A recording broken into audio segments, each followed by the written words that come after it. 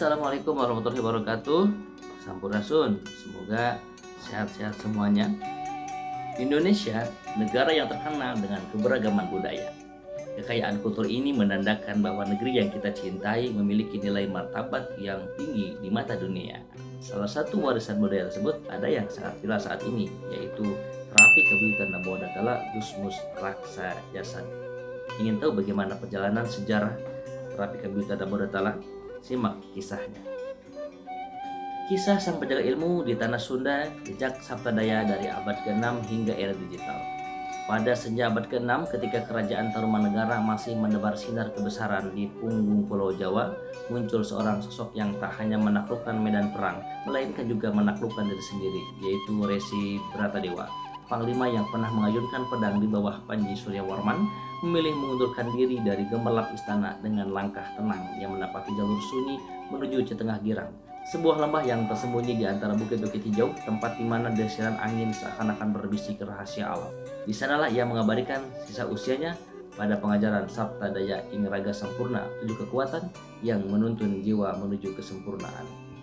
Berabad-abad kemudian, seutas jejak langkah lain menyusuri padang pasir dan lautan, Syekh Maulana Malik Ibrahim, putra Yastrib yang menapak jalur Gujarat menembus pulau-pulau Sumatera melalui Baros, dengan membawa kitab Hayatul Patah, sebuah manuskrip yang memancarkan cahaya petunjuk hidup.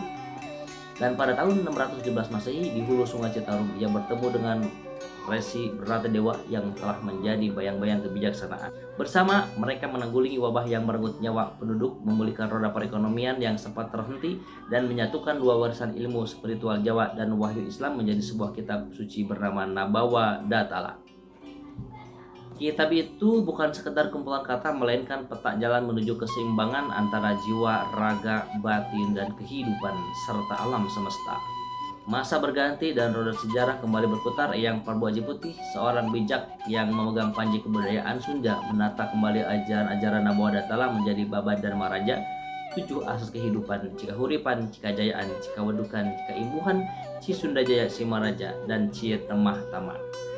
Kemudian Prabu Taji Malila menyempurnakan warisan itu menjadi ilmu Kasumadangan, sebuah ilmu yang mengalir turun-temurun menuntun para pemimpin dengan kebijaksanaan yang bersumber dari tanah kelahirannya.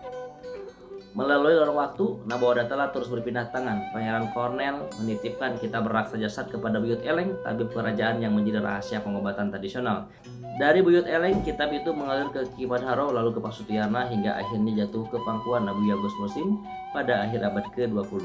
Abu Yagus Muslim anak kelima Pasutiarna menghidupkan kembali ajaran-ajaran kuno itu, menyebarkan kepada generasi muda dan menegakkan nilai-nilai luhur Nabawadatala di tengah arus modernisasi.